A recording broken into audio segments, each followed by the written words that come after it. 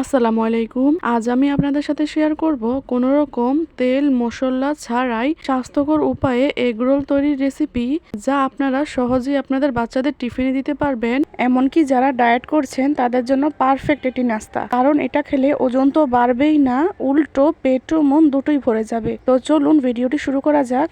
তার জন্য প্রথমে একটা বাটিতে নিয়ে নিচ্ছি 2 কাপ ময়দা, 1 চা চামচ লবণ দিয়েছিলাম আর 1 টেবিল চামচ তেল। এবার তেলটাকে ময়দার সাথে খুব ভালোভাবে মিশিয়ে নিচ্ছি। এরপর অল্প অল্প করে নর্মাল পানি দিয়ে একটা সফট ডো তৈরি করে নিয়েছিলাম, যেটা আমার স্কিপ হয়ে গিয়েছে। তারপর ডোটাকে ঢেকে রেখে দিয়েছি 15 মিনিটের জন্য। 15 মিনিট পর আমি ডোটাকে আবার একটু মেখে নিচ্ছি। এবার এখান থেকে ছোট ছোট লেচি কেটে নিচ্ছি। আমি 2 কাপ ময়দা থেকে মোট 8টা লেচি কেটে নিয়েছি। এবার এখান থেকে একটা লেচি নিয়ে উপরে ময়দা ছিটিয়ে আমি একটা রুটি বেলে নিচ্ছি। আমি যেহেতু একটু পাতলা পাতলা করে রুটিগুলো বানাবো, তাই একদম ছোট ছোট করে আমি লেচিগুলো কেটে নিয়েছি। আপনারা চাইলে আরেকটু ভারী করে রুটিগুলো বানিয়ে নিতে পারেন। তো দেখুন আমার রুটিটা বানানো হয়ে গিয়েছে, কতটা পরিমাণে পাতলা হয়েছে।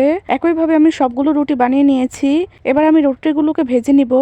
চুলার জালটাকে মিডিয়াম আঁচে রেখে এপাশ ওপাশ উল্টে পাল্টে রুটিটাকে আমি খুব ভালোভাবে ভেজে নিব। আপনারা চাইলে এখানে 1 টেবিল চামচ ঘি দিয়েও রুটিটাকে ভেজে নিতে পারেন, কিন্তু আমি কোনো ঘি বা তেল কোনোটাই ইউজ করছি না। তো দেখুন আমার রুটিটা ভাজা হয়ে গিয়েছে। এবার রুটিটাকে একটা সাইডে রেখে আমি একটা ডিম সিদ্ধ করে নিয়েছিলাম, সেই ডিমটাকে 4 ভাগ করে কেটে নিচ্ছি। ডিমটাকে কেটে নিয়েছি। এবার অন্য একটা বাটিতে নিয়ে নিয়েছি 1 টেবিল চামচ টক দই আর 1 টেবিল চামচ টমেটো সস। এবার টক দই আর টমেটো সসটাকে খুব ভালোভাবে মিশিয়ে একটা সস তৈরি করে নিচ্ছি।